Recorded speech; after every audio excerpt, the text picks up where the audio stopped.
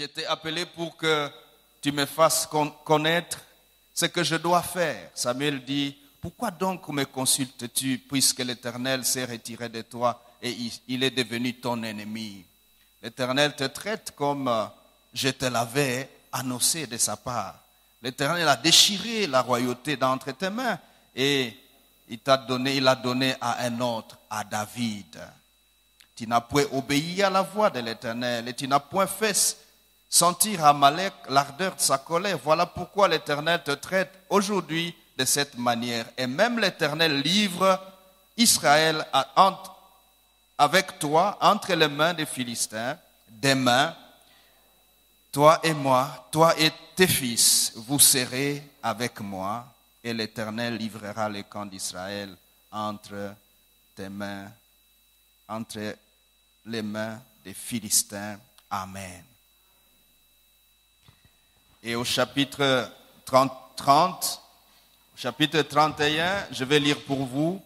Les Philistins poursuivirent, au verset 2, poursuivirent Saül et ses fils et tuèrent Jonathan, Abinadab et Makishua, fils de Saül. L'effort du combat porta sur Saül et les archers l'atteignirent et ils les blessèrent grièvement. Saül dit à celui qui portait ses armes, tire ton épée et me transperce, de peur que ces incirconcis ne viennent me percer et me faire subir leurs outrages. Celui qui portait ses armes ne voulut pas car il était saisi de crainte et Saül prit son épée, il se jeta dessus. Amen. Amen. S'attacher à Dieu jusqu'au bout. Mes frères et mes sœurs, c'est un grand privilège que de s'attacher à Dieu. En fait, nous avons que deux choix. Ou on s'attache à Dieu, ou on s'attache à l'ennemi. Il n'y a pas d'intermédiaire. Même ceux qui s'appellent des dieux sur cette terre sont, on pourrait dire, des partis politiques du diable. C'est, on pourrait dire, des opportunités ou des moyens ou des stratégies que le diable a mises en marche pour s'exprimer d'une autre manière. Très souvent, les gens prétendent qu'ils ont un Dieu. On peut dire, moi, mon Dieu c'est elle, c'est la vache, comme en Inde. Et on peut dire, mon Dieu c'est la chose que je porte au rein. Mais de tous ces dieux, mes frères, ils se résument en extension du diable. Mais de l'autre côté, nous avons les dieux vivants, l'Éternel, le seul vrai Dieu, c'est lui qui vit à jamais, le créateur des cieux et de la terre, le créateur de l'univers. Il s'appelle Je suis, il s'appelle Yahweh, il existe par lui-même, il est digne de confiance. Il est le seul en qui, depuis l'éternité, les hommes se sont confiés et ils n'ont pas été déçus. Il est le seul pour qui son serviteur, mon frère Marcelo, a cru et il a décidé de le faire connaître. C'est pourquoi vous êtes assis ce matin en ces lieux. Parce qu'il a découvert qu'il existe le vrai Dieu. Et ce Dieu est digne qu'on dise au monde, qu'on dise à l'humanité, voici le chemin, voici les dieux, voici celui qui est digne que l'on lui croit, voici celui qui est digne qu'on s'approche de lui, qu'on s'attache à lui, voici celui qui mérite que l'humanité se tourne vers lui. Il s'appelle Yahweh. Et donc nous n'avons pas un choix multiple où tu es avec Dieu ou tu es avec le diable. Il n'y a pas d'intermédiaire. Et voici que cet homme, Saül, fut le premier roi d'Israël, choisi et oint par Samuel. Samuel ayant remplacé Élie, dont les enfants n'ont pas obéi à Dieu et qui commettaient des bêtises dans le lieu saint. Et Samuel, confié à Dieu depuis sa jeunesse, a restauré la vie de Dieu, il a restauré le temple, il a restauré l'ordre et la crainte de Dieu. Et le peuple lui a dit, nous voulons un roi. Et finalement, dans 1 Samuel chapitre 9 et chapitre 10, Saül est oint roi. Et il a bien commencé. Il s'est attaché à Dieu. Il a servi Dieu. Mais il n'a pas fait longtemps. Déjà, après qu'il ait gagné une guerre, Dieu lui demande d'aller combattre Amalek. Et voici que il prend les butins, il prend l'interdit. Et Dieu se fâche contre lui. Déjà, il lui est annoncé que son pouvoir ne durera pas. Malheureusement, au lieu que Saül s'attache à Dieu, s'accroche à Dieu jusqu'au bout, il est resté noyé dans la gloire, dans l'apogée, dans la suprématie au niveau de son peuple. Il était un grand roi, le premier roi, peut-être qu'il n'a pas eu de modèle avant lui. Mais il a quand même Samuel, qu'il a oint, qui est dans le pays, qu'il a consulté et qui pouvait encore consulter pour avoir des directives. Mais son cœur est entré dans une sorte d'apogée de telle sorte que son attachement à Dieu a commencé à décliner. Ce matin, Dieu voudrait dire à quelqu'un, attache-toi à Dieu jusqu'au bout. En fait, lorsque nous ne nous attachons pas à Dieu jusqu'au bout, nous allons nous retrouver dans des mauvais draps. Nous allons nous retrouver dans des mauvaises situations. Voici que cet homme, loin de Dieu, est entouré de toutes parts par l'ennemi. Et au verset 6 que nous avons lu, les Philistins l'ont encerclé. Et il a utilisé les voies ordinaires, les usages religieux. Il consulta l'Éternel. Mais l'Éternel ne lui répondit point, ni par les songes. Ça veut dire, à un moment, il est parti peut-être dormir en disant, Seigneur, avant que je me réveille, dis-moi quelque chose. Ou alors il a consulté ceux qui ont les dons, ou ceux qui ont souvent des songes et qui ont eu des révélations par les songes, la voix des songes. Peut-être qu'il a appelé tout son entourage pour dire, quelqu'un a-t-il rêvé? Qu'est-ce qui va nous arriver? Personne n'a rêvé. Lui-même n'a rêvé. Il consulta ensuite l'Urim, rien. Il consulta les prophètes. Aucun prophète n'avait un mot à lui dire. J'aimerais te dire, frère, sœur, il est bon de bien commencer, mais il est mieux de tenir bon jusqu'à la fin de notre vie.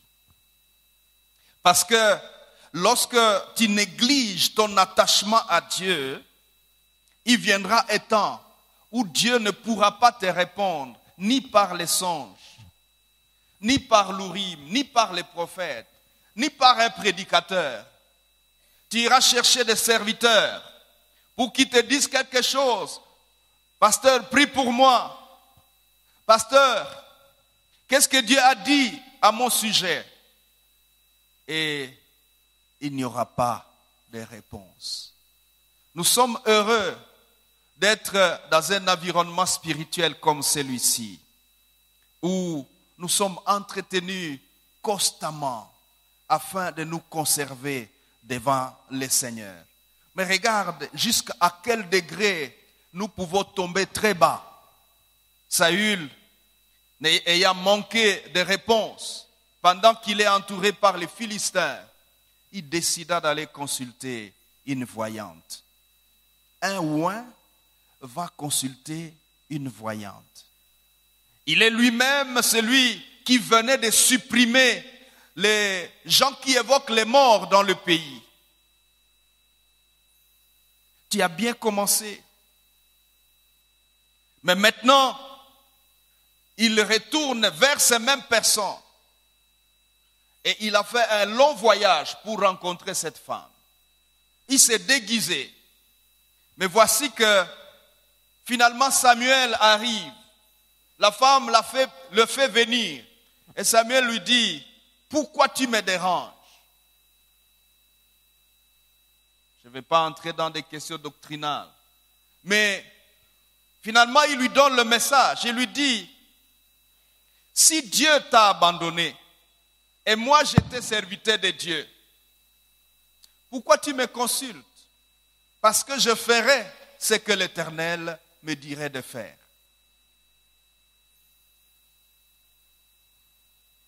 Quelquefois, les chrétiens d'aujourd'hui vivent comme si tout dépendait d'eux. En fait, il y a quelques obstacles. Et je vais vous en partager deux. Deux obstacles à l'attachement jusqu'au bout à l'Éternel. Le premier obstacle, je vais l'appeler la pression de l'épreuve. La pression de l'épreuve. La pression de l'épreuve.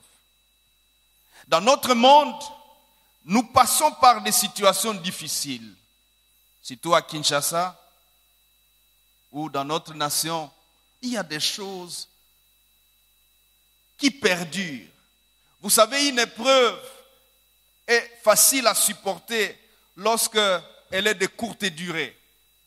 Mais lorsqu'elle traîne, elle devient très, très dure à supporter. Elle nous fait pression. Elle fait pression à notre foi. Elle fait pression à notre stabilité spirituelle. Elle fait pression même à notre prière. D'aucuns se diraient, j'ai déjà prié, voici 5 ans, mais je n'ai pas d'enfant. Voici, j'ai prié, voici 8 ans, je n'ai pas de travail. Voici, j'ai fait tout ce que l'on peut faire comme enfant de Dieu pour essayer d'obtenir ce que je demande, mais rien n'arrive. Et ça prend du temps. Ça fait pression à notre cœur, ça fait pression à notre foi, ça fait pression à notre attachement à Dieu. Et finalement, si nous ne faisons pas attention, nous commençons à décliner dans notre attachement à l'Éternel. Je vais te prier ce matin. Ne te détache jamais de l'Éternel. Tu peux m'aider à le dire à ton voisin, mon frère, ne te détache jamais de l'Éternel. Est-ce que tu le lui as dit? Ne te détache jamais de l'Éternel. La pression de toutes sortes peut nous arriver. Mais restons attachés à l'Éternel. Il y a des pressions d'humiliation. Tu n'as pas eu d'enfant, ça fait 15 ans. Et les belles-sœurs, la belle-mère marche sur toi.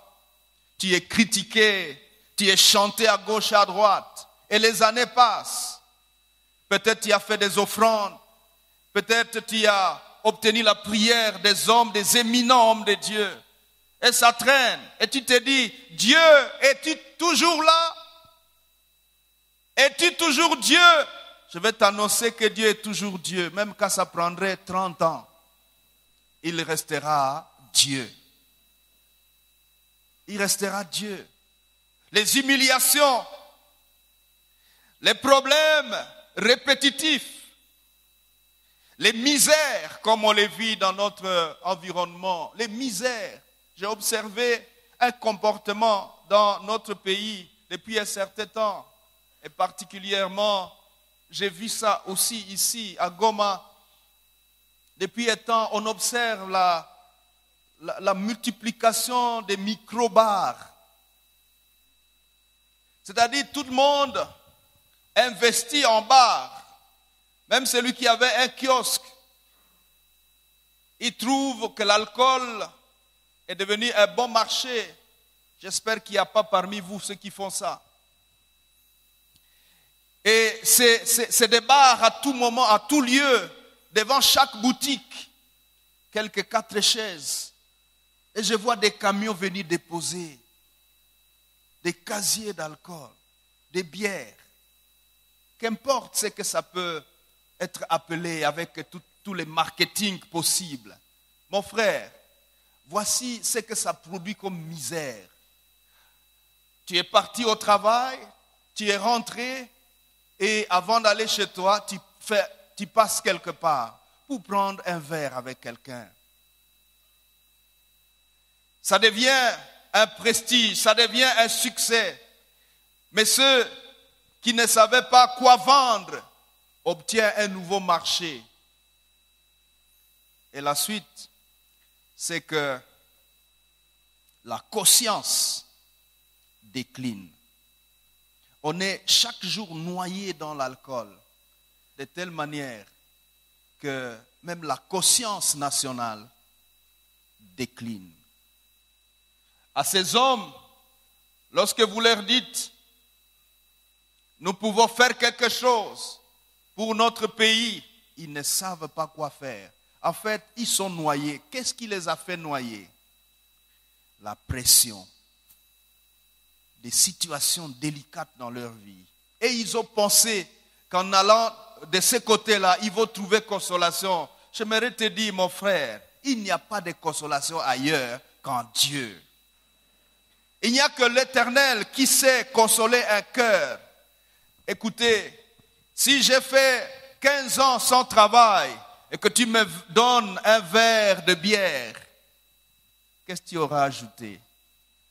Quelle consolation! Même si c'est toute une bouteille de whisky et que je puis la terminer, qu'est-ce que ça ajoute? Qu'est-ce que ça change?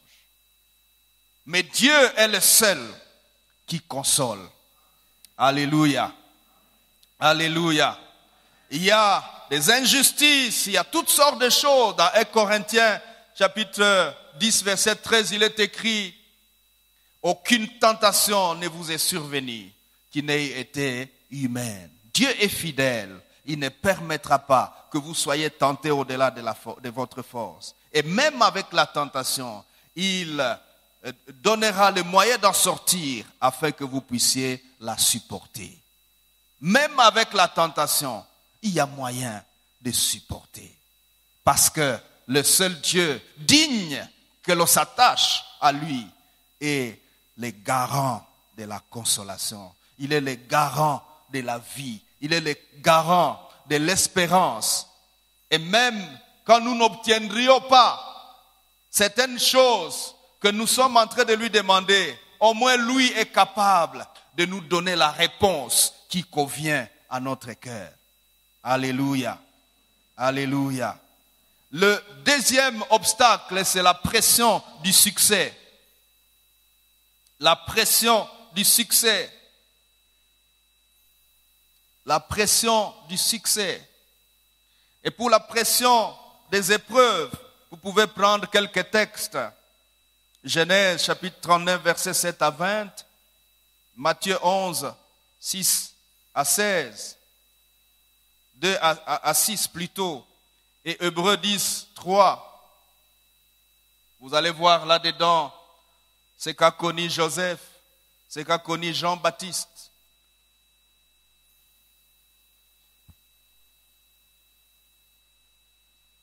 Jean-Baptiste, précurseur du Messie.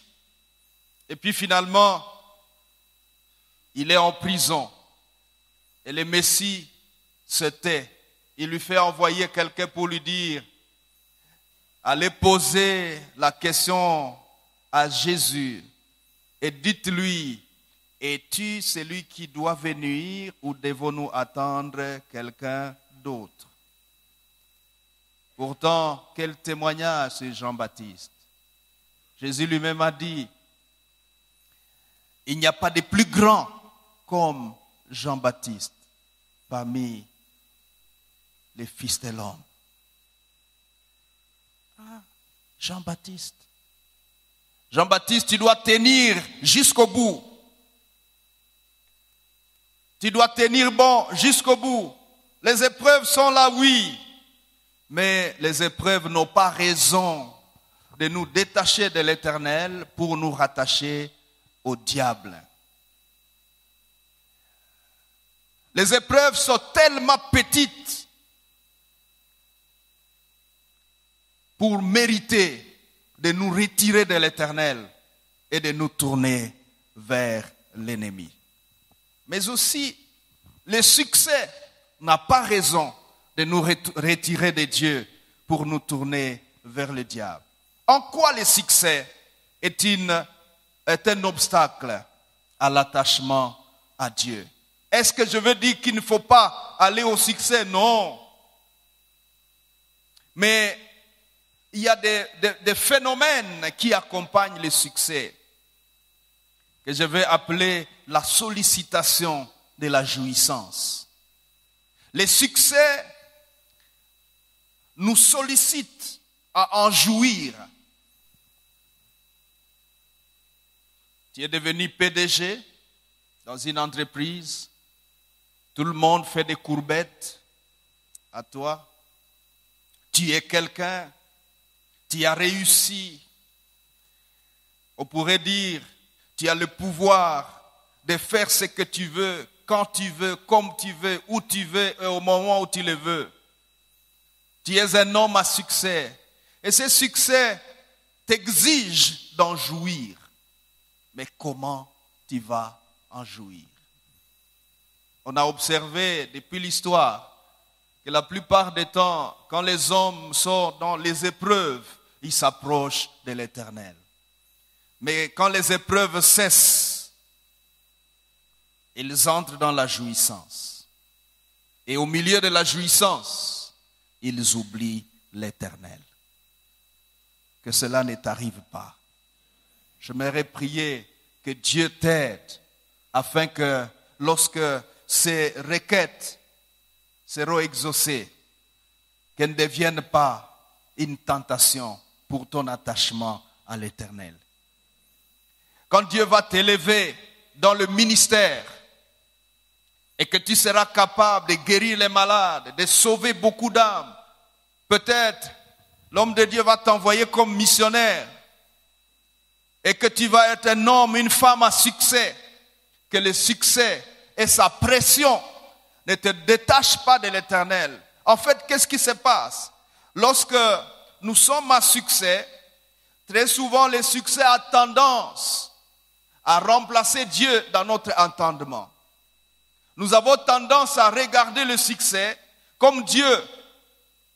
Nous avons tendance à oublier celui qui nous a bénis et nous attacher ou nous pencher à la chose que Dieu a accomplie dans notre vie. La conséquence, c'est que nous entrons en inimitié avec l'Éternel. Nous nous retirons de l'Éternel et la suite de notre vie devient désastreuse. Comment tu veux jouir de ton succès? Tu chantes bien. Comment tu veux en jouir? Reconnaissez que je suis quelqu'un. Reconnaissez que c'est moi qui dirige ici. Reconnaissez que c'est moi l'homme de Dieu. Reconnaissez que c'est moi l'homme riche. Reconnaissez que c'est moi qui donne beaucoup d'argent dans cette église. De tout ce qui a été fait pour l'achat de ce terrain, moi j'ai donné autant. Tu veux qu'on te reconnaisse? Faites attention. C'est la sollicitation de la jouissance à notre succès. Tu as été en succès, mais ce succès te sollicite. Ce succès te demande d'en jouir. Ce succès t'exige de faire quelque chose. Attention, ça va te détacher de l'Éternel. Il y a moyen de jouir du succès sans s'éloigner de l'Éternel. Il y a moyen de demeurer attaché au Seigneur tout en étant dans le succès.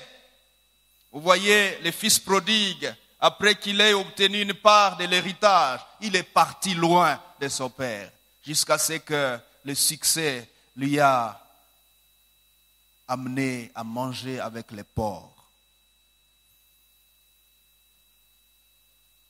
Faites attention, le succès peut t'amener à aller manger avec les porcs. Qu'est-ce que le fils prodigue aurait dû faire?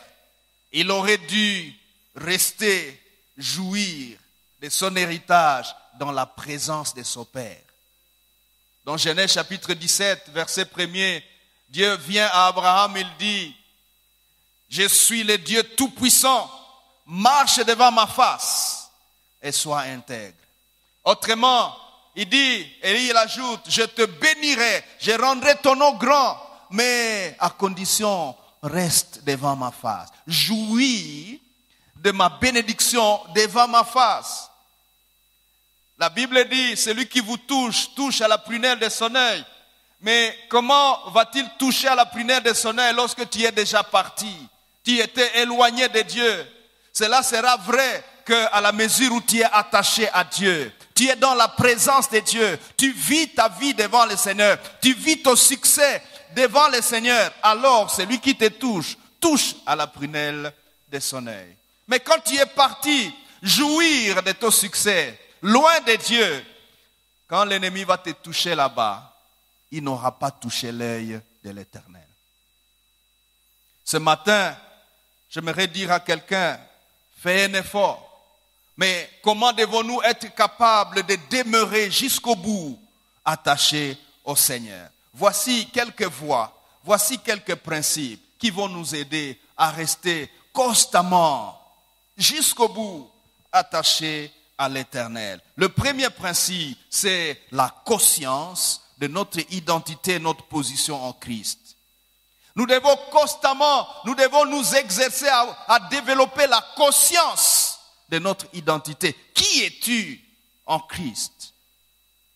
Savoir ce que Dieu dit que nous sommes, savoir ce que Dieu dit que nous devons être, ce que Dieu dit que cela est à nous, connaître notre position. Il nous a transportés des royaumes des ténèbres et nous a amenés dans le royaume de son Fils bien-aimé, en qui nous avons la rédemption, le pardon des péchés. Nous sommes à lui. Dans Jean, chapitre 1er, versets 12 et 13, il est écrit à tous ceux qui l'ont reçu, à ceux qui croient son nom, il a donné le pouvoir de devenir enfants de Dieu, qui sont nés, non disant de la volonté de la chair, ni de la volonté de l'homme, mais de Dieu.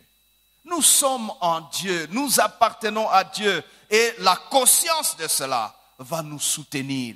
Quand vient la pression de l'épreuve, quand vient la pression du succès, nous allons savoir que nous ne sommes pas n'importe qui. Aide-moi à dire à ton voisin, tu n'es pas n'importe qui, tu es enfant de Dieu. Tu es enfant de Dieu. Le deuxième principe, c'est la conscience et la puissance de Dieu, notre roi.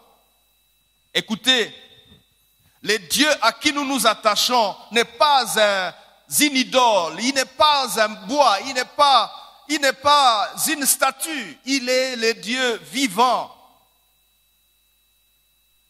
Il est le Dieu vivant, il est le Dieu stable, il est le Dieu immuable dans son être.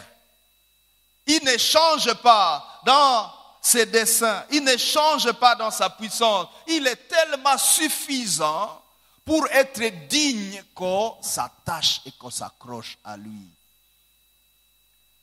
Va dans le monde entier, tu ne trouveras jamais un être ou un Dieu qui soit aussi digne que l'Éternel pour qu'on s'attache à lui. Il n'en existe pas. Qu'importe ce que l'on raconte, les ordres mystiques, Illuminati, Rose-Croix, etc. Toutes ces maisons sont des maisons de tristesse et de misère intérieure. Fréquentez les gens qui sont là-dedans, vous allez constater qu'ils vivent une misère intérieure comme pas possible. Il n'y a que l'Éternel. Mais fréquentez un chrétien qui connaît qui il est, qui sait qui il est, vous allez constater quel bonheur de marcher avec lui. Quel bonheur. J'aimerais te dire, fréquente-moi et tu verras qu'il n'y a pas de misère intérieure. Fréquente l'homme de Dieu, tu vas voir. Tu peux dire à ton voisin, fréquente-moi, tu vas voir. Alors vérifie si c'est vrai. Alléluia. Alléluia.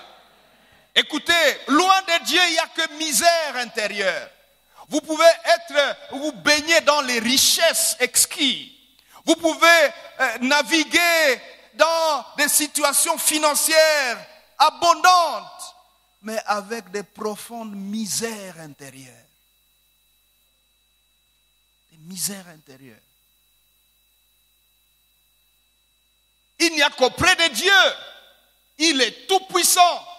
Écoutez, le fait que notre requête dure ou prend du temps ne change rien en Dieu. Le fait que tu sois dans une situation sociale inférieure à la situation sociale de ton voisin ne change rien en Dieu. Et ce n'est pas un péché non plus. Je vais vous poser la question. Est-ce que c'est un problème si on n'a pas de voiture? C'est un problème? Est-ce que ça change Dieu? Est-ce que Dieu a péché parce que tu n'as pas de voiture? Il y a un temps pour tout. Si aujourd'hui je n'ai pas de voiture, demain j'aurai une voiture. Si aujourd'hui je n'ai pas de maison, demain j'aurai une maison. C'est une question de temps. Est-ce que Dieu est coupable de la situation dans laquelle tu passes?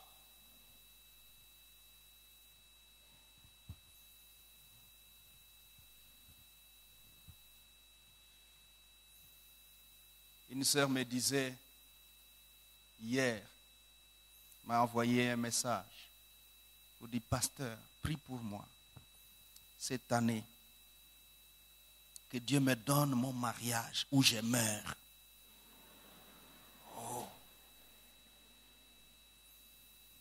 Où je meurs. J'ai dit, Seigneur.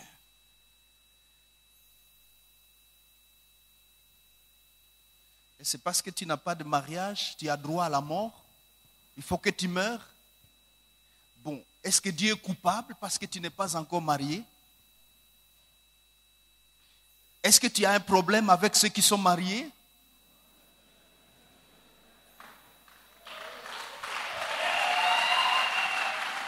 Alléluia.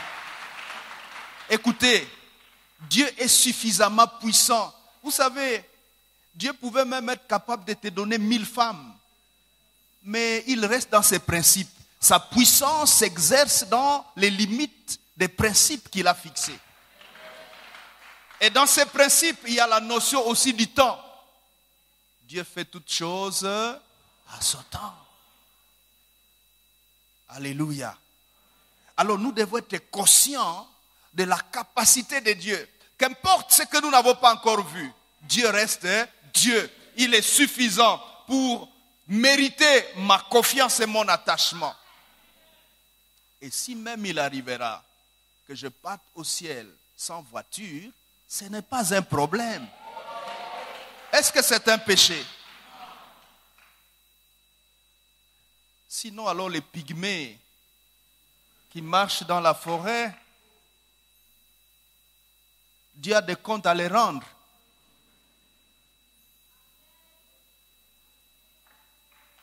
Alléluia.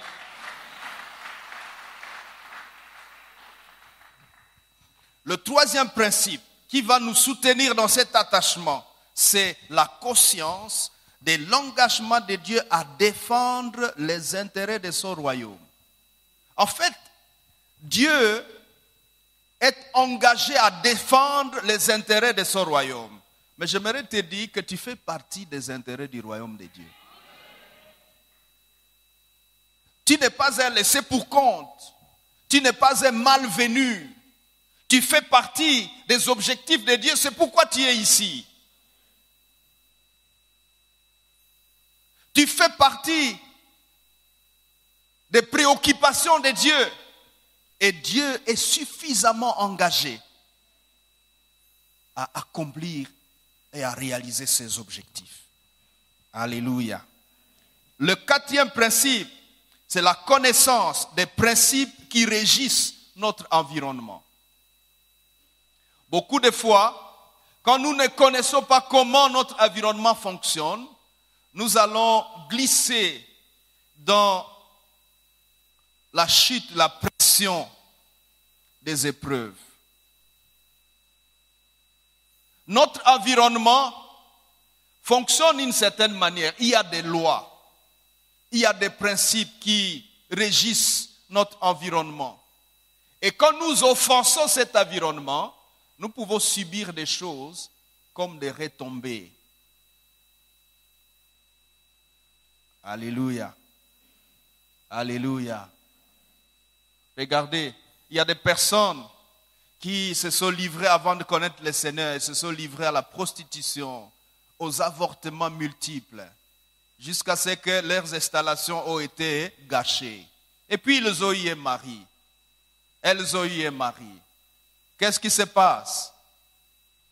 Les enfants ne viennent pas. Quel est le problème? Les installations ont été gâchées. Par quoi? Par un mauvais comportement, parce que je me suis livré à ce que offre mon environnement. Certaines sœurs estiment que comme elles sont belles, elles n'ont pas droit à un seul homme.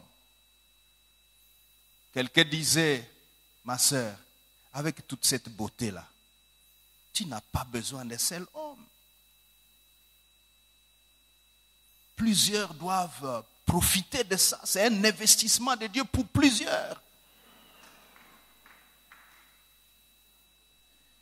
Voilà ce que l'environnement va te dire.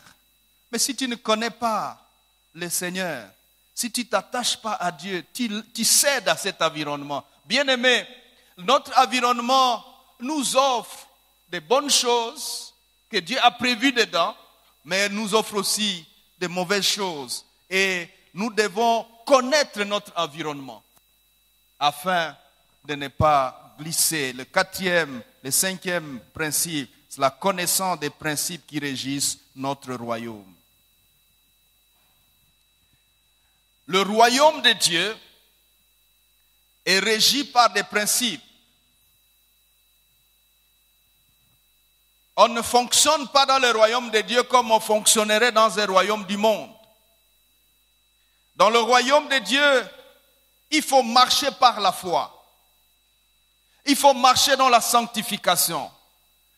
Il faut obéir à Dieu.